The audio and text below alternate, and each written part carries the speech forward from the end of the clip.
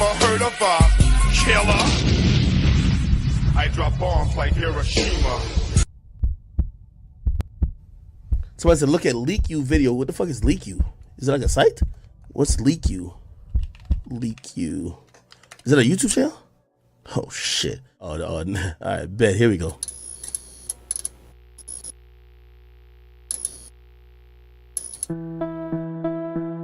Please hit the like. Thank you.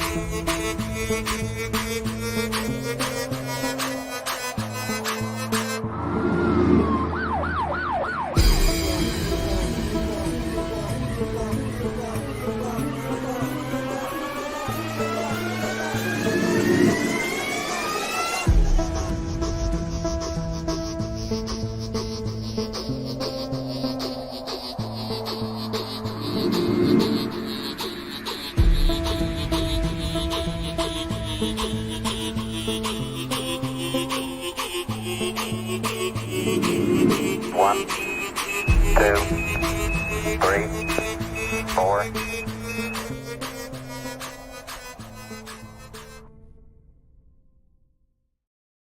Hey, good morning, good afternoon, good evening, everyone. I hope you all are having a really great evening here, on this Monday. You got, having to go back to work and everything. It's been an interesting day for me. I've got to admit, it has been interesting. I've been all enthralled into this whole um this news, all this news regarding Jason Sands, who last night came a whistleblower. And I think he's already been blowing the whistle, so to speak. But last night, he went viral. There was a Twitter Spaces live stream, I guess we'll call it that, a Twitter based Spaces stream that went down. And he jumped on it. And let me tell you, there was some very interesting conversation that took place. Everything, about non-human intelligence down to him meeting blue beings. And man, everybody has been talking about this whole situation today. Now, if you didn't get a chance, you'll definitely want to go check out the last live stream that I did, where we actually listened to the entire audio of these spaces interaction, I guess we'll call it, that went down. And boy, oh boy, was it interesting. Boy, was it interesting. And I think it's important we kind of get a little context here, don't you think? I think that's important. Give me just one moment, please. And I also, while I'm bringing this up, want to give a shout out to those of you on Rumble. I recently started streaming over to Rumble, and I've been pleasantly surprised at the number of people that have been turning out for my live streams as well as on Twitter. And, pretty much we're doing it.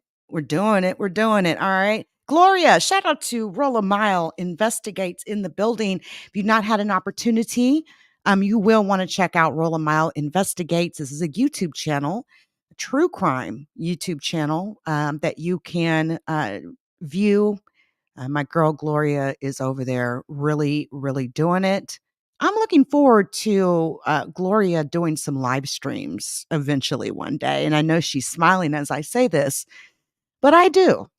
I actually do look for it. And she knows that she better hit me up when she does plan to do her first live stream so I can ensure that I'm there. because that would be a very momentous and historic occasion, let me tell you. Can you believe it? This woman has been rocking with me in the LeakYou community since I had like 4 subscribers on YouTube. I wasn't even a YouTuber. I didn't even really do YouTube like that. I was more of a underground type person. I didn't even really get on videos and talk like that. I used to just make edits exclusively. But then live streams came about and it just really, really changed the game, the entire landscape. Now, I'm even enjoying, and shout out to Willie D. I'm even enjoying Willie D's live streams that he's been doing it. The days of editing videos, baby, those days are kind of going out the back, right? And definitely peeping those graphics. It's important, it's critical that if you are running a platform of any kind that you have really decent graphics. It will help to pull your audience. They need to be fresh, crisp, right? They need to be very crisp, very, very fresh, and very, somewhat exclusive, I guess. The word I'm looking for really is they just need to look good. All right. Your channel needs to really look good. Um, and I can tell you that has made a difference, I think, with even Rumble and Twitter, because although I've been streaming to Twitter for years and never seemed to pick up traction, I would still stream. Maybe 50 people see the video, maybe 100 people see the video, but I would still stream. I mean, if you actually go and look at my Twitter profile, you'll see that I've been streaming content to Twitter for years. You all, I don't think I've ever even cleaned Twitter up. I don't think I've ever did like a no, wait, I take that back. I did. I did do like a thorough cleaning when it went from Periscope over to the new platform that they use as the base for their videos. But you all, um, I did it was years, many, many years. And it's just now seeming to pick up. And I'm happy about that. And all my effort was not in vain. But I think going over to Rumble, kind of coming out the gate the way that I have, my platform is pretty professional, pretty decent. It's definitely not amateur hour over here, and I think people can tell that. I'm really tired of these real bogged down, boring ass content creators out here who put no effort into their channels. It tells me everything I need to know. Now, they'll buy subscribers, they'll buy views, they'll buy likes, right? But they won't buy any digital graphics, though. They won't buy any of that. Um, and I just think that, it's kind of the same like some houses look really good. Detail matters. Even the inside of a house, how you decorate it on the inside, and it makes a difference. So if you've been running with the same graphics for 5 years, even 1 year, you've never took the opportunity to spruce up your platform graphics to make your thumbnails are very easy. It's a very simple, easy thing to do, but some people find that challenging and difficult. And so those people will continue to stay left behind is all I can say. And listen, I'm not too keen on these AI generated thumbnails either. Okay. It's a lot of folks out here using StreamYard to generate their thumbnails. I can tell the moment when I look at it, it's StreamYard, right? It tells me again how much you put into your platform, how much you care about it. And why should I watch if you don't even put effort into sprucing up your platform? That's just the truth. I want good conversation. I'm just kind of talking right now because here's kind of what's driving me. Today, I have noticed a slew of content creators coming out wanting to talk about this newest whistleblower, Jason Sands. And I'm pretty much talking about YouTube right now, right? And what I see is amateur hour. for some, not all. You can tell that some really, really put effort into their platform. You can tell the difference, right? Between someone who really puts an effort on their platform and someone who doesn't. And it's crazy to me. Sometimes you'll see those that don't put any effort towards their platform, steal people's content, right? Take it, rip it, upload it. Um, Somehow they'll be sitting there with 25,000, 30,000 views. Then you look at it and you're like, hold up. 25,000 views, only 50 likes? No comments? Nah, something ain't right about that. Something ain't right about that. Right? And discerning eye can see. But some of the tactics content creators will go to that annoys me is the constant spamming of their links, constant spamming of their embeds to get it in front of people's faces. I ain't gonna name the content creator, but there's one I've seen out here today. Has made a point to hit almost every website imaginable to embed their video content into it. And they are just somebody who's viewing this as a third party like me.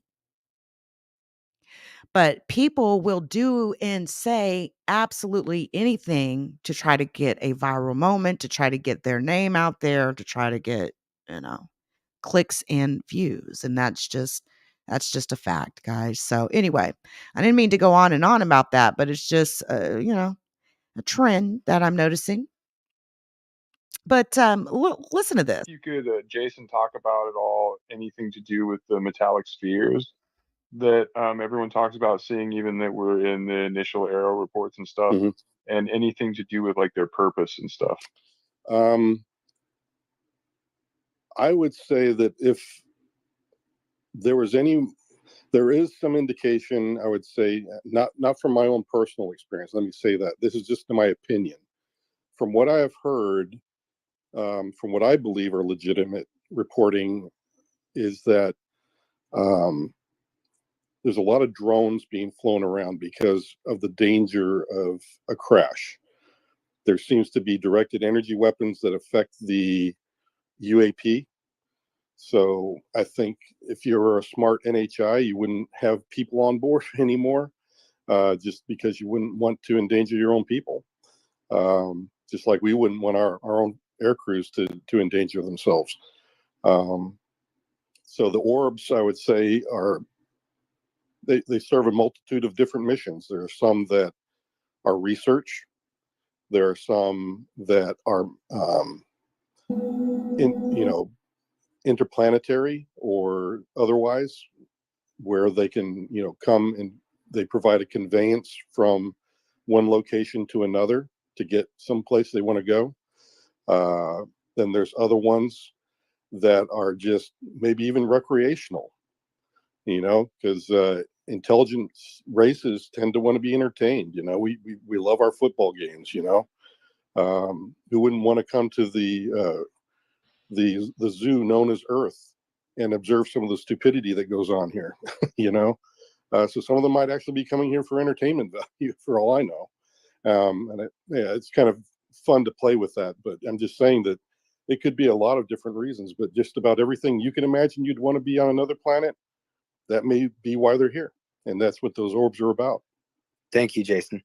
Now, listen, very interesting clip, but I want to say this. While, they're talking about why some of these intelligences come to Earth, I would say the darkest theory that's out there that continues to hang is the harvesting of souls theory. That these beings are interested in our souls. Okay? And you'll hear a lot about that. But allow me to take a moment to introduce, and I'm sure I'm sure many of you all have heard about Ted Rice. But maybe some of you haven't. Go check out Alien Talk. Ted Rice and Stuart, they do a podcast called Alien Talk. And Ted is described a few of his experiences that he has had in very detailed view. And he's just his take on it, all of that. But there was one specific experience that he described about how these beings tried to capture soul in a black box. It's very interesting. I think I'm going to actually pull that up here momentarily. But there's something about the human soul. I've heard everything from they want to steal our souls because they don't have one. They don't have a soul. So they want ours. But then I've heard that some of these beings do have a soul, right? And I think that for something that deep, being the fact that our United States government has known about these beings, these craft, we've had multiple programs enacted over the years to capture these craft, not just downed craft. Let us take some of these craft down with some of our energy-based weapons known as, you all have been hearing a lot about energy-based weapons lately, right? We started hearing a lot about energy-based weapons when we had a whistleblower pretty much rat out our United States, our meteorological process and system, and that we have energy-based weapons in the poles. There's some, communication going on. There's a lot of very weird stuff that goes on, right? For example, at the, the North Pole or South Pole or whatnot. To have energy-based weapons, not a shotgun, not a 9mm, just energy. That's the darkest theory, is the harvesting of souls. That's a scary thought.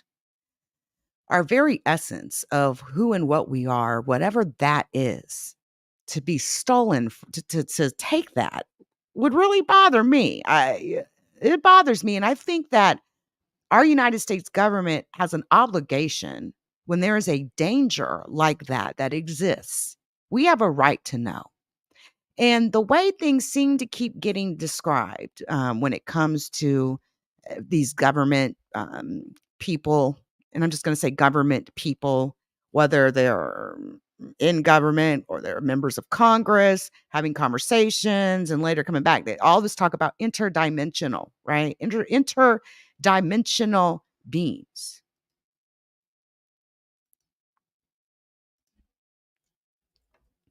Imagine a blanket on your bed. When it gets really, really cold outside in the wintertime, you may go grab an extra blanket and put it on your bed, and you may sleep under 2 blankets. Some may sleep under even more than that. But imagine these layering of blankets being dimensions here on Earth. And we live in the 3rd dimension. And we can only see the 2nd and the 1st, but we can't see the 4th or anything above the 4th dimension. Somehow these interdimensional entities have a way of sort of lifting that veil, that cover, that blanket, coming in and out of their dimension into ours. There's definitely something, I would say, spiritual about it. But when I say spiritual about it, I'm speaking and not, directly church stuff or Christ related. I'm more so speaking on the way they act. That's why I think that some people, when they see these beings, they're instantly on their knees praising as if they are our lords. There is a narrative that seems to be very, very popular right now, in that these beings claim that they created us. Some of these beings claim that they are our creator. And I'm going to be honest. I have a very difficult time with that, personally. I do. I have a very difficult time with that.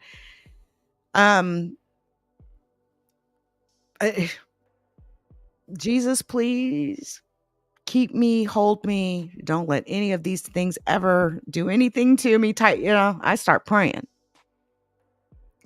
But some could also look at it, if you're in the theological realm, some look at this like these are demons. And I think there's some weight there to somewhat justify that, you know? But is Satan trying to start his own army, right? The integration or the hybridization, right? These are all things you may hear in the people that lean more towards the church, right? These demons, these entities, Satan's trying to build his army by hybridizing with human beings. Some could look at it like they want to continue to extend their races. But I don't think any of us knows 100% why the Greys hybridize with human beings. I don't think any of us knows 100% why, whether it's to extend their race, whatever it is. But I could tell you one thing that seems evident from all the cloning, that they have cloned out their reproductivity. They can no longer reproduce like, humans do. But what about the interaction with a blue being? This firsthand account by Jason Sands, where he talks about missing time and his encounter with a blue being, a NHI, which I think is a term many of you are starting to hear today that you may not have heard this time last week. NHI equals non-human intelligence. Jason, wanted to call back. I believe you said that, or if you could clarify, if you spoke with Arrow or given your witness testimony to Arrow in Congress, how many Congress men or women have basically heard your account? A lot. Really? I know. Okay. Well, when I was there, I spoke first on the Senate side of the House. Then I went on the Senate side of Congress, and then I went to the House side.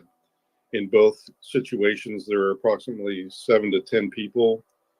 And from there, I'm sure they went back and talked to their own other committee members, and I'm sure the senators and congressmen and women that they were with. But I only spoke to committee members. I did not speak to a senator or a congressman. Okay. And this is 2022? Yes. All right. So 2 years ago. And they have pet names for me in their circles. So. And I would assume if there's any public hearings moving forward, that you would have no problem testifying. I haven't. I've already offered that to Congress, and they know that I'm ready and I'm at their disposal. Awesome. And then one last follow-up in regards to your telepathic communication with the NHI. Was it a brief exchange? What did he say that you comprehended quickly? Was it brief, or, was it 5, 10, 15 minutes back and forth? It felt like it was only like a very quick 5 minutes kind of conversation. However, I do have spots of missing time for that day. I suppose I could tell you guys a little bit more about that because it's not part of the film that's coming out. But hell yeah, yeah, go ahead. The missing time. For some reason, after talking to him and him deciding that there was no need to continue the conversation and went back to his craft and took off. We went on up to the Black Mountain, and I had a strange compunction, even though it was deathly cold out there, to go eat my lunch outside. And I don't remember. I remember walking about 150 yards down the dirt road from the schoolhouse, and then I don't remember much else after that. But I have these flashes of memory of a star map. I have a flash of memory of being about 150 foot above the schoolhouse and seeing the rooftop. And also being at the Community College of Nevada, where I was taking classes, because I had mentioned that when he was dissatisfied with me pointing him to, perhaps, some of the people in the program, maybe they can help you. And then he was like, no, I'm not going to go talk to them. They're barbarians and murderers. He was like, well, do you have any other suggestions? And I could only suggest that, well, there may be a metallurgist on staff at the college that I go to.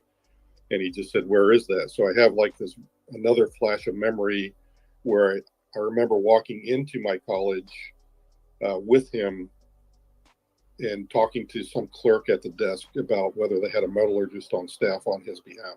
So your encounter with him was fairly a long period of time then? Yeah, because I don't remember much of my lunch at all, honestly. I don't even know where my lunch went. I don't even remember eating, honestly. And then you just said, let me quote you, just said that you saw him go into his craft and take off. Is that correct?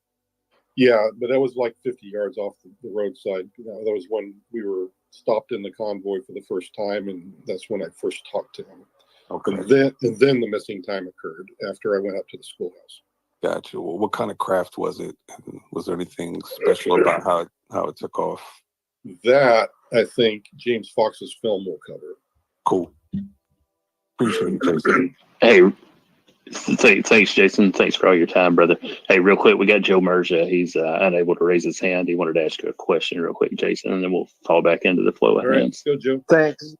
Thanks, Rob. Thanks, Jason. No problem, Joe. I don't know what we're dealing with. I always struggle. Is it extraterrestrial, interdimensional time travelers? And I see Gary Nolan come out and say he does not think we're dealing with extraterrestrials. Mm-hmm. When I hear your experience, it screams extraterrestrial. What do you think? What's your opinion? Are you open to it having absolutely no connection to something extraterrestrial? I believe it's extraterrestrial. Whatever you want to call an extraterrestrial, that you can split hairs on all you like. Whether they're us from the future, all of that kind of stuff is out of my purview. Like I said, I've never had one of them laying on a gurney and had staff around me that could tell me their DNA, where they came from, and all that kind of good stuff. All I know is that the reason I believe it's extraterrestrial is because that star map that was implanted in me that day, it was not from around here, and I didn't even know where that part of the galaxy or the stars was until somebody told me that was part of the constellation Leo. And apparently there's something to do with the big red star that's inside that constellation is where he was from. I definitely got the impression that that's where he was from. Jason, just to maybe compare your account with people who have recited your account. Did the being have any sentiment or message to you about the driver of the vehicle you were in or the other individual in the vehicle? No. Other than the fact that he was very civilized. There was another person in the vehicle. I thought he was by himself. Yeah, I did not see any other entities. I meant so you were on the range and you were out there in a vehicle, right? And there was. Oh yeah. There were other people in the vehicle, and yeah, it's what Steve said. I think Steve knows more about that than I do. I've been told. I tried reaching out on the behalf of the task force to those individuals, but they all ghosted me. Then Steve, after talking to him today, yeah, I agree that he probably had heard. And like I said, I had one other person confirm what Steve told me today. Wow. Okay. With that, yeah. So you and Steve are confirming the same account from two totally different perspectives.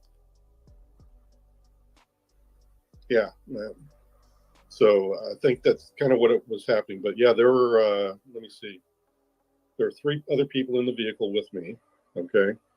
There was another 2 or 3 vehicles behind me in the convoy, but they probably couldn't have seen the guy that was standing in front of me because I'm pretty big to begin with. And they probably only would have seen what looked like me talking to somebody in a uniform.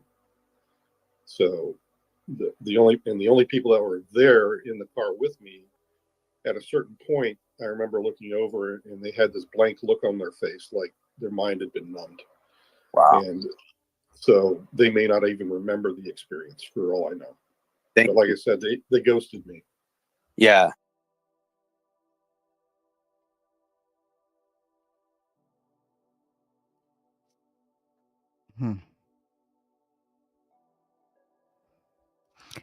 I think that you all should hear this. Because I can't get out of my mind through all of this.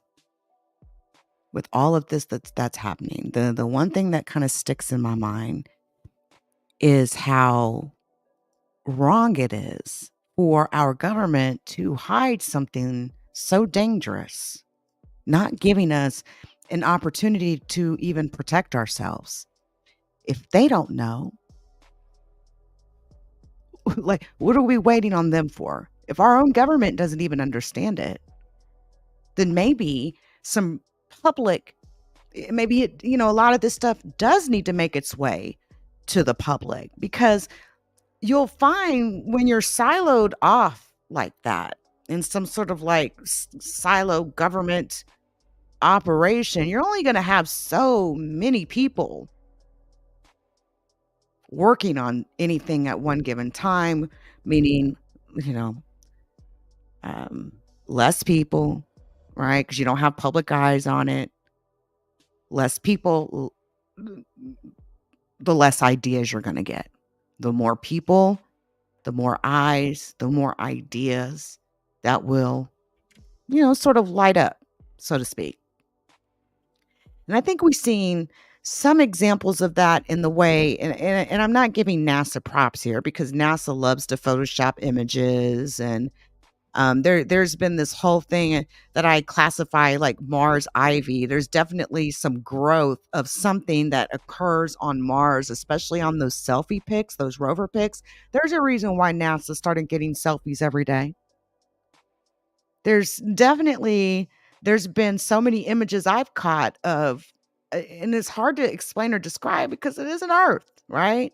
But I classify it as ivy because it reminds me of an ivy plant, the way this stuff grows, very geometric in nature, very specific in nature. But, I don't know what it is.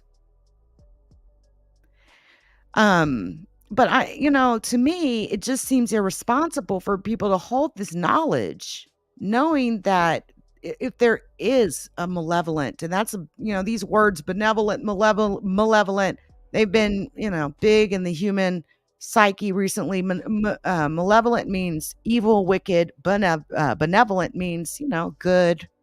They're coming in peace, that sort of a thing. All these groups are not benevolent. Just like all human beings aren't benevolent. And so there is a valid question about the harvesting of souls.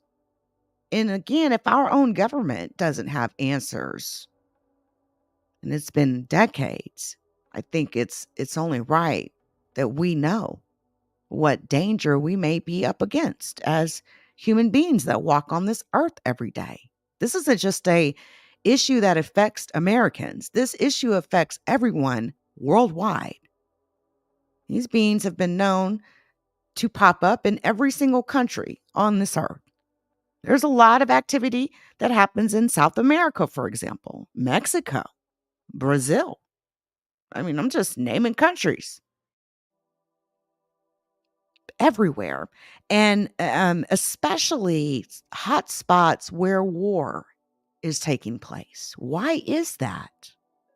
I've heard everything from capturing souls to fresh DNA, or they just want to watch. And personally, in my opinion, I do think there's some sort of correlation or link to things that the Bible has said, right? The watchers. Just monitor, observe. What if some of these, we know about the fallen angels, and that's a theory if we lean towards the theological. There's been several pastors that have talked about this. Demons and Satan building an army and all that sort of a thing. There's so many of these beings, so many different types. What if they're just upgrading? Imagine a synthetic android robot, somewhat biological, somewhat organic. That'd be the ultimate dream for many robot makers out here, wouldn't it? Ultimate dream. So listen, as I take this, I'm gonna wind it down, but I'm gonna throw out a little bonus content out here for you all because I'm talking about all this harvesting of souls and all of this. I'm telling you, when you get an opportunity, do a little research on it. It is very interesting. It's scary. Makes one wonder, would there be worldwide religious panic? Again, there seems to be this narrative floating seriously about these beings claiming to be our creators, right? There's even all this talk about the Anunnaki and all this stuff. Oh, they created us. They cooked us up in a tube. It was a golden phallus. All that sort of a thing. And that narrative has made it into the mainstream. The most recent show on Netflix, Three Body Problem. I don't know if you guys had an opportunity to check it out. I did. What's the narrative? Our Lord, the aliens are coming. And when we got to like episode 5, 6, 7, and I realized that that was what the narrative was, I was like, oh, okay. Okay. This has been something they've been talking about in government circles for decades. Is this part of what disclosure looks like? I do think that our government will release things, even if they're accidental, right? Like we've been hearing about Project Kona Blue. It was accidental, an accidental leak. I don't know how it was accidentally put out there, but it was accidental. But I believe they've been trying to get, I believe they try to get these narratives in front of the public to kind of see how we would react to it. All right. But I want you to hear this story by Ted Rice. Again, shout out to Alien Talk. I want you to hear this. This is, again, Ted Rice speaking with Stuart, who is the podcast creator over there. I have no words. I'm just going to let you hear it. We were a group of us living right around the mobile home where I was living in Shreveport, Louisiana. We were all taken one night, out of sleeping as we were, taken out of our bedrooms and put on little, I call them sleds, but I don't know, it looked like a board. Maybe a surfer's board or something. You stood on it, and there was an operator, a gray, at the end of it, who kind of was like operating this board and making it go and carry us out to the UFO that was waiting in a meadow behind the trailer park, which was concealed by a lot of forest and trees. From the mobile homes, you would never know that meadow was back there, but it was, and that's where the UFO set down. And it was probably maybe from my mobile home. It may have been maybe I'm gonna say at the most 500 yards. I don't know if it was even that far, maybe 250, 300. But we were taken out there, a whole bunch of us from several different homes. There were children, there were adults. We were crowded into the middle of this UFO. And of course, as always, you don't feel anything when you're lifting off or moving. I mean, you don't feel anything. As far as you know, you're just standing still. But where we were taken, how far away from the meadow we were taken, I have absolutely no idea. And I don't recall anyone else in the group that I talked to about it later that had any recollection of how much time was spent on all this, where we went, or any details like that. But at any rate, after we were taken away in the smaller craft, we were taken to a bigger ship, probably, I guess, I'm just guessing, say a mothership. And we were all escorted into this larger area. And it was pretty big inside in the middle. It was kind of like an arena, you might say. It was open, and the adults were then separated from the children, and the adults were placed. And when I say placed, we didn't have much ability to move ourselves. We were kind of being manipulated physically. And I don't know exactly how, but it's like we were taking baby steps, not moving very far. It was like it was hard or difficult for us to actually walk or move our bodies. We were kind of in a limbo state. But at any rate, we were escorted into a little seating area where we could sit on. It reminded me of a tiny little baseball field or football field box where a select group sit with bleachers, like to view the sport taking place out in the arena. Yeah. But in this particular case, it was no sport. We were all sitting there. We were separated by a very thick but clear. It seemed to me glass, but I don't know if it was glass or plastic or I don't know what they had, because it was something alien made. But in other words, it's very clear we could see through it out into the area there that I was talking about, like an arena.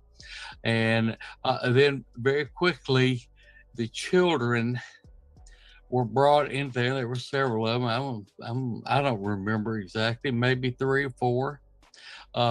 They were brought out there, and they were told that that Barney was coming to visit them, and there was a fake Barney, like a stuffed animal or something like that, or could have been an alien inside. I don't really know, but it wasn't a real Barney.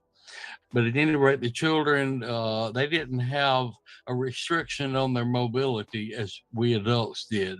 They were still pretty much the way they were normally. But at any rate, they all got excited that they had been brought to see the real Barney. And so they were all kind of bouncing around there, all excited, waiting on Barney to come out. And then Barney came out. And when the real Barney came out, the real Barney was a dinosaur, a small dinosaur, and it gnashed its teeth. It was anything but pleasant. The children began to run and scream, and this Barney chased them down. And of course, the parents and we adults sitting there in the bleacher were becoming hysterical at what we were seeing. I actually saw, and God is my witness, I have no reason to misinform you people, but I saw that dinosaur bite off one of the children's heads and swallow it. And one by one, they were all destroyed and half eaten and ripped apart. The adults sitting there were beyond hysterical. And then after that show, we adults were taken into a room like reminded me a little bit of like a dental office, the type of chair we were sitting in, and there was maybe I don't know. I'm gonna say 2 or 3 different cubicles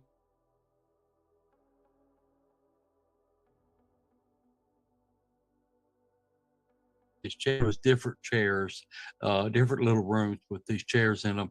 But in the one I was in, I think there was 3 adults of us in there, and they put some type of contraption.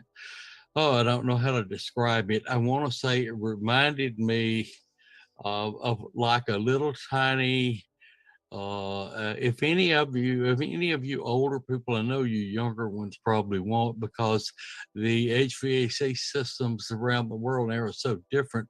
But when I was a child, in the basement of our home, there was a great big furnace with a lot of little tubes running out from it that ran all into different parts of the house to heat the house.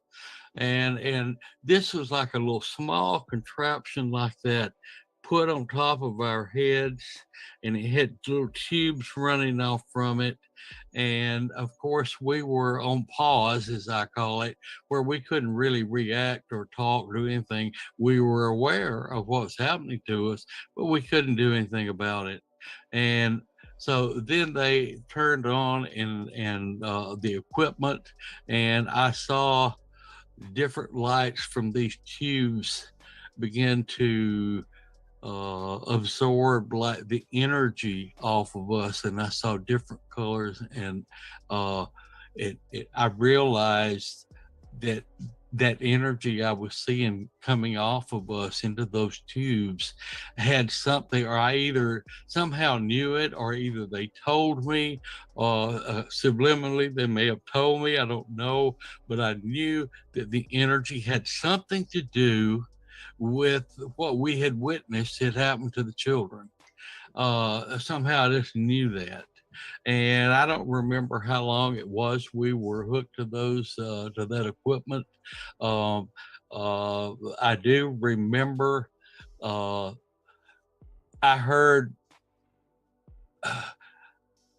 kind of talking or arguments a little bit here and there, like maybe one of the, I remember one man in particular who was one of my neighbors, and I remember him saying out loud, "Stop that." I heard that, but I didn't see what they were doing to him. But I heard different little things like that coming from different rooms. So I'm not sure exactly what was happening to everybody, but I didn't remember a whole lot after that. I remember that we were all crowded, including the children, back into this smaller UFO that had picked us up, and that we were back over the trailer park, but we were way up very high. And all of a sudden, the floor we were standing on became invisible. It looked like we're standing on air, and there was nothing under us. And screams let out because people thought we were going to fall. Even I, to this day, have for the first time that happened to me, I have a fear of heights. That's the way it affected me. Yeah. I'd never been afraid of heights before. I used to go hiking, and do things like that. Ride these real high rides at county fairs and things like that. And I never could do that after that. And I learned from some of my neighbors later, some of them were affected the same way. But we were returned, and I remember I was not brought back on a sled. Nobody was, as we were taken. I was beamed, like, Star Trek, beam me down, beam me up, Scotty. I was like beamed down right through the ceiling. And I remember slowly going down like on a slow elevator right through the ceiling into my bedroom. And then the very next thing, I wake up and it's morning. Yeah. And it's over. And I'm thinking, did that really happen last night? My Lord, what a dream. But I didn't recall any of those details of what happened to the children. I recall I knew that I had seen the neighbors. I remembered that we had been crowded into what seemed like a UFO, but that's basically about all I remembered.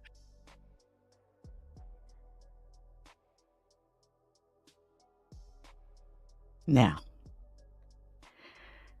again, when we're talking about this very dark theory that is hanging out there about the harvesting of souls by some of these beings, there is an aspect to this, and I'm going to talk on reptilians here for a second, everyone. There is a word called loosh. And it has been rumored that some of these beings, including the reptilians, somehow consume this loosh. And this loosh means, or is, our horrible feelings, our emotions, somehow gives out, I'll just say vibes. Loosh. And these beings get high, consume it. So when we hear, when I listen to Ted Rice's story, and I've probably heard every single video that the Alien Talks has dropped over there, right? I've heard all of it, everything down. I'm still amazed about Ted's shoe size changed after one abduction. Okay. Definitely something you all want to check out when you get an opportunity. But are these beings coming from other planets? Are they already existing here on our planet? Are they potentially in another dimension? As I was describing earlier, you know, the analogy I used about using multiple blankets when you're cold in the wintertime. We have dimensions that are literally laying on top of us that we can't even see. Now, there was an interesting report that was released quite some time ago. This was part of an FBI report that actually got released. And check out my community wall when you get an opportunity, and so that you can take a look at it. Some of the points that were put into this document that was unclassified and has since been declassified and put out to the public talks about the interdimensional aspect to some of these visitations. These are real situations, people. These things are really happening. And they cannot be explained away by scientists.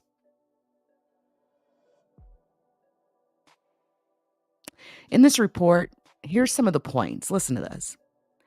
Part of the discs carry crews. Others are under remote control. That their mission is peaceful. Although I don't agree that not 100% of them are, right? A lot of people go missing every year, never to be seen again.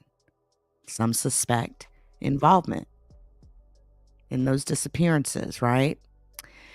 That these visitors contemplate settling on this planet, and that these visitors are human-like, but could be larger in size, that they are not excarnate Earth people, that they come from their own world, that they do not come from any planet, as we use this word, but from an etheric plane, which interpenetrates with our own, that is not perceivable to us.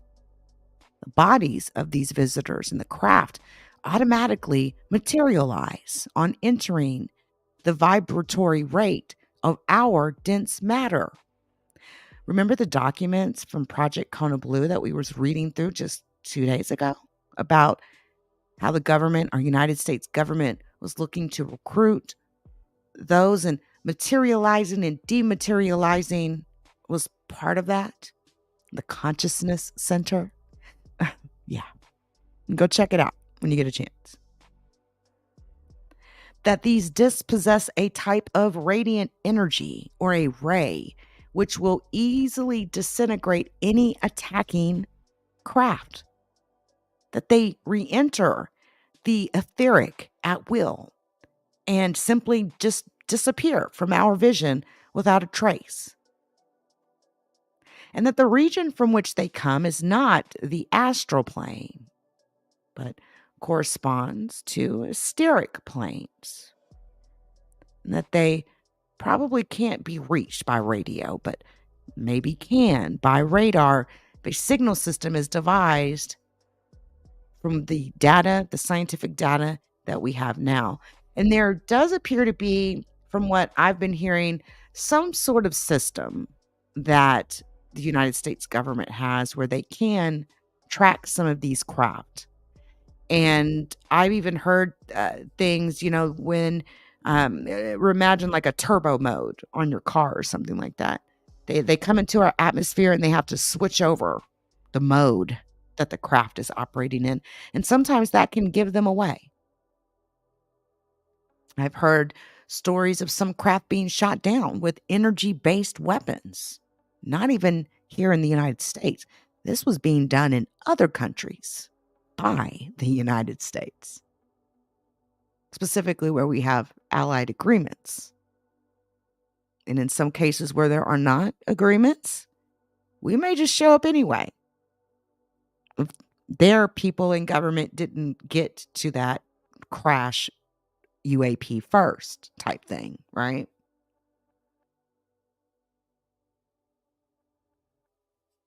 Some people have spent years going to university. And they look at us like we're crazy. Okay? But we're not crazy. And I've been so very careful about how I handled this UFO topic, UAP topic, because I know even lending my voice to it puts a little something on it. I know for those that watch me. So I know for some they're like, the serious LeakYou? Yeah, the serious LeakYou. I'm a believer. Been a believer. There are things that we just don't understand. And there are many things that our scientists don't understand. And this is one of them. And so again, going back to what I was saying before about the benefits to releasing a lot of this information. By releasing a lot of this information, there's going to be more eyes, more people looking, more opinions, and more ideas and theories that will be thrown out there. It opens, these topics up and allows, troves of people to unpack them and digest them instead of just a select few who work for our government, who's bound by secrecy. Again, if there is a danger that persists, that puts me in danger, any of my family in danger, I have a right to know about that. And so do you. So do you.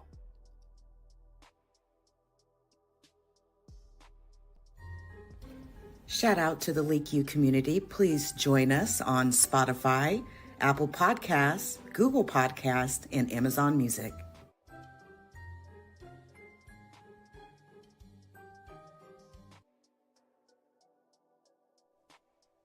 Please hit the like. Thank you. All right, guys. I do appreciate each and every one of you that came through to check out this follow-up stream on this absolutely breaking news that's just lit the internet on fire.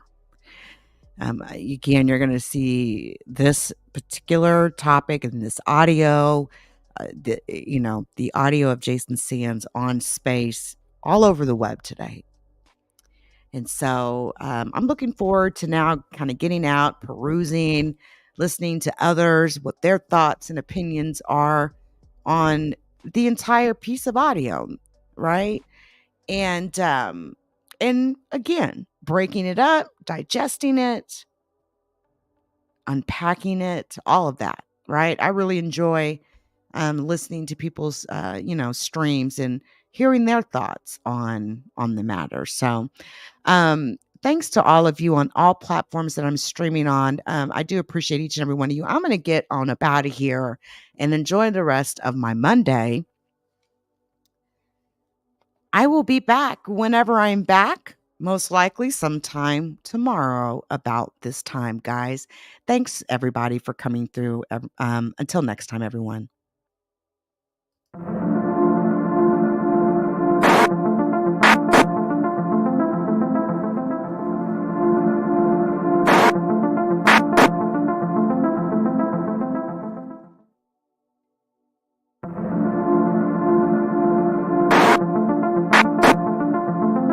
Hit that like button for me if you don't mind, please, folks.